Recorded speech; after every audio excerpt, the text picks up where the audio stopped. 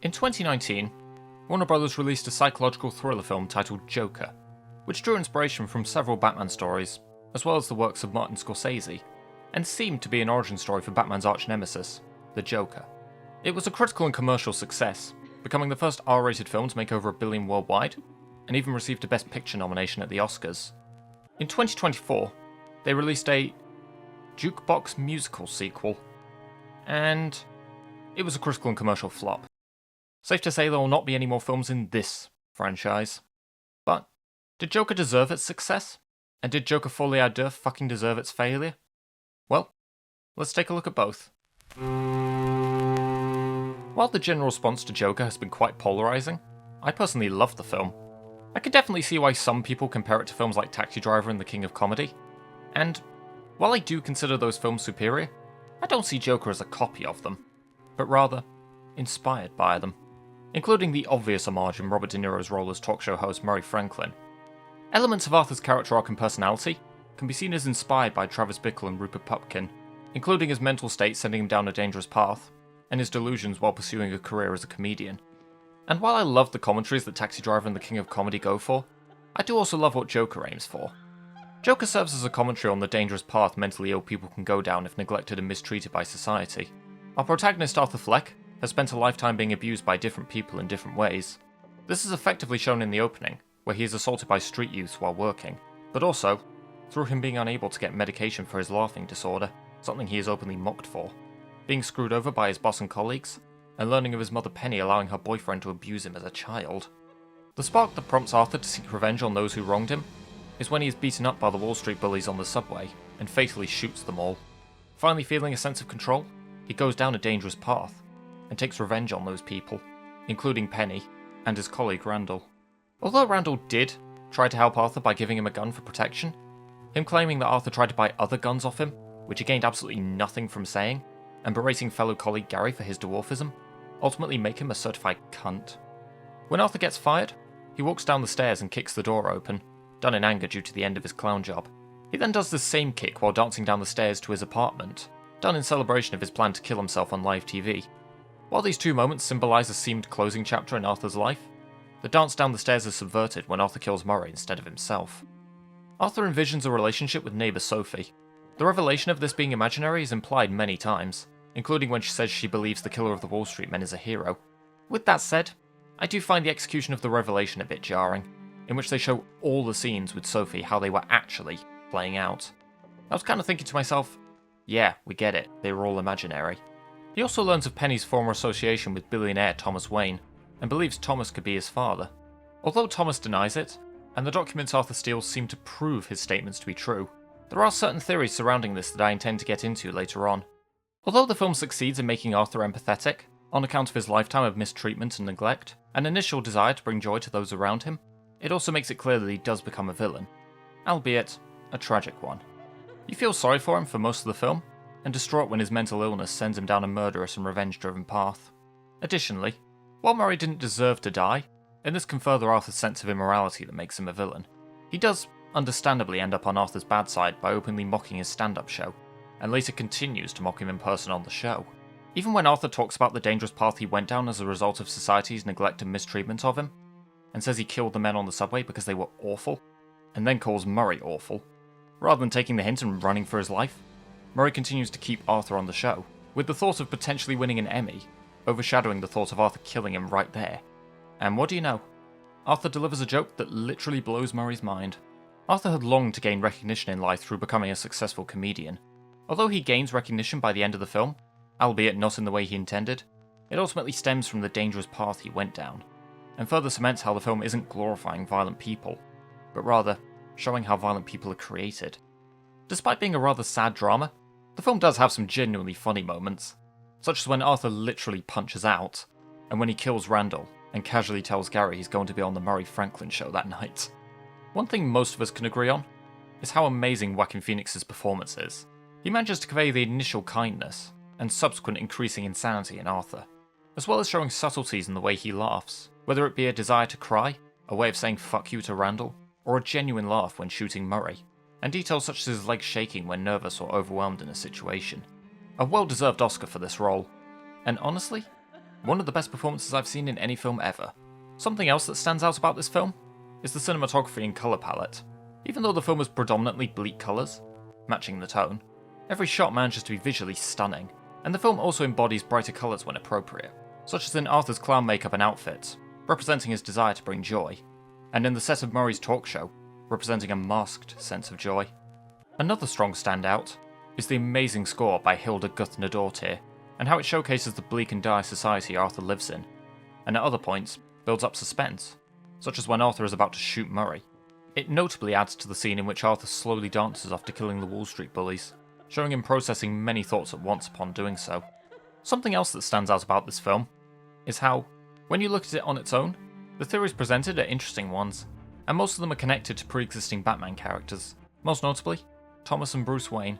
One theory suggests that Arthur is merely the inspiration for the Joker, stemming from him being at least 30 years older than Bruce. Thanks to the second film, this is no longer a theory, but I'll get to that later. Another theory suggests that Thomas is indeed Arthur's father, and this claim has credibility. The file Arthur stole states that Penny was a delusional narcissist who adopted Arthur while working for the Waynes, and imagined a relationship with Thomas, in which Arthur was their biological son. But there is a possibility that Thomas used his fortune to fabricate the documents to avoid a scandal. It is worth noting that when Arthur meets Thomas, Thomas immediately denies being his father. Although, there is a possibility that Thomas saw through Penny's delusions and speculated that she had told Arthur about him. If I talked about this theory incredible or not, I'd say yes to it being credible, but that's merely based on what we see in the film, and I wouldn't rule out the possibility that Thomas was telling the truth to Arthur. That said, I do like how the film doesn't explicitly confirm everything. Penny could be fabricating her encounters with Thomas, but they could also be true. Another theory suggests that the ending in which Arthur is in Arkham takes place decades later, when Arthur has become the Joker, and Bruce has grown up to become Batman, and finally brought him to Arkham. Even when looking at this film alone, however, I find this to be unlikely, mainly because Arthur looks exactly the same. And then we have the second film that debunks the theory, but again, I will, most unfortunately, get to that film. And speaking of the film's connections to Batman, I think they work quite well. I like when Arthur meets Bruce while the latter is playing on a climbing frame, and he slides down a pole, which is more than likely an homage to the Batman TV series. I think it's interesting how Thomas says that those who hide behind a mask are cowards. It makes you wonder if this universe's Bruce would end up becoming Batman. We never see any suggestion of Bruce's fear of bats in this film, and his father calls people who hide behind masks cowards. So it makes you wonder if Bruce would end up becoming Batman, or if he would find a different way to honour his parents' memory. And finally, I think the death of Bruce's parents is interesting. I can understand someone being annoyed by it, not just on account of how we've seen it so many times, but also because it's not Batman's story, and thus we supposedly wouldn't need to see it.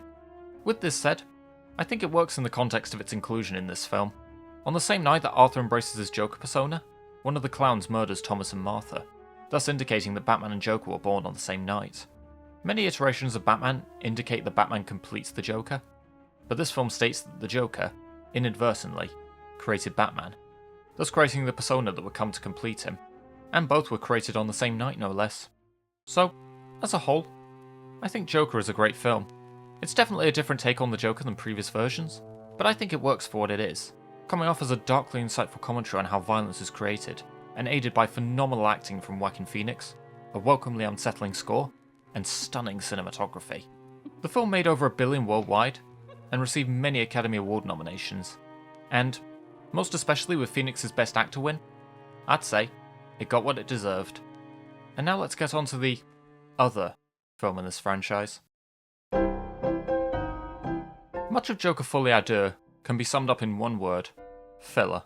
Before I get on to the main and most obvious examples, I'm going to mention the film's excessive tracking shots. Rather than just cutting to scenes, they instead show tracking shots of the characters making the journey. Cause you gotta have a Scorsese homage somewhere, I guess. But also, a lot of the film consists of scenes that recap the events of the first film. Remember when Arthur killed the men on the subway? Remember when Arthur killed Murray Franklin? Remember when Gary witnessed Arthur murder Randall? Remember when Arthur thought he had a relationship with Sophie? Do you remember them?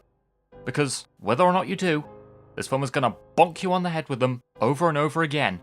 You might as well just be rewatching the first one. A lot of other scenes in the film are just filler musical numbers. I was rather skeptical when I heard the film would be a musical, given how grounded in realism the original was. The film's song numbers take place in Arthur and Lee's fantasies. There's God knows how many. And, like most jukebox musicals, They don't enhance the story at all, and they just make the same point. Arthur and Lee are in a relationship built on delusion. Speaking of Lee, or shall I say, Harley Quinn, she's introduced in this film, and shown to be fascinated by the Joker. Not Arthur, the Joker. Now this could take an interesting direction, in which Lee convinces Arthur to leave behind his Arthur persona in favour of fully embracing his Joker persona for good. This does not happen, as Arthur decides to renounce his Joker persona, which results in her leaving him. This plot point in particular is the moment where everything in both these films comes crashing down. It makes them both pointless. Arthur went from becoming the Joker to renouncing the persona and ending up a mistreated outcast again, thus undoing all his character development in the first film. This approach also makes Lee completely pointless to the story, as she has no impact on Arthur's final decision, and has the exact same mindset as many of Joker's followers, loving Joker, but not giving two shits about Arthur. The first film faced some controversy, due to accusations of celebrating violence and glorifying Arthur's actions. In my opinion, Todd Phillips listened way too much to these people, as shown by him trying to depict Arthur as sad and pathetic in the climax. This, ironically, makes me feel worse for him, as he abandons his split personality and takes full responsibility for his actions, only to end up losing everything as a result, including his life. The scene in which Arthur gets killed by the inmate, thus indicating there's no chance of fixing the problems with this film, is just an even bigger nail in the coffin than Arthur's closing argument.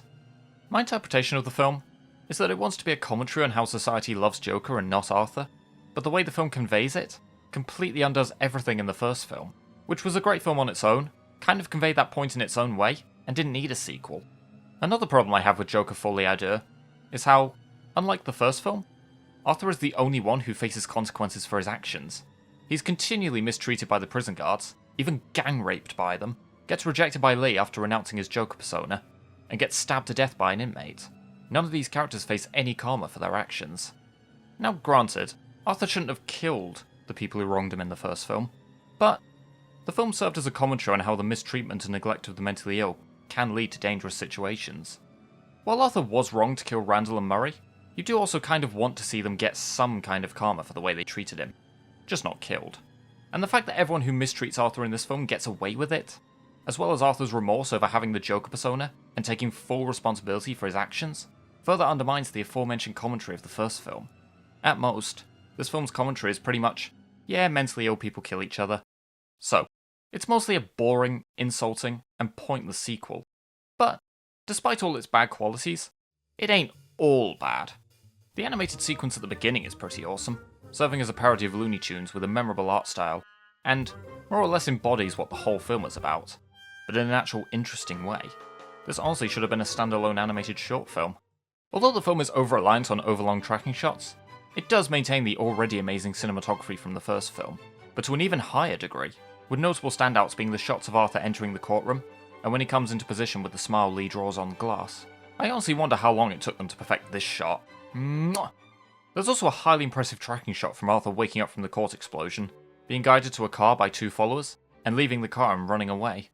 If this wasn't filmed in one take, then it certainly looks like it was, and must have been very difficult to accomplish. It really says something when CinemaSins was willing to take office in for it, despite their overall negative opinion of the film. Joaquin Phoenix's performance as Arthur is still great. He doesn't necessarily bring anything new to the performance, but it's consistent, despite his singing not being all that. The rest of the cast are also good, with Lady Gaga giving it her all as Harley Quinn. And, honestly, you can't go wrong with Brendan Gleeson. Too bad their talent is being wasted on this. And yet, while I don't believe Phoenix and Gaga's performances to be a problem, I do believe them to be partially responsible for where the film fails. While Scott Silver and Todd Phillips are credited as the sole screenwriters, not only was it Phoenix's idea to turn it into a musical, but also, Gaga and Phillips would meet with him in his trailer and rewrite parts of the script during production.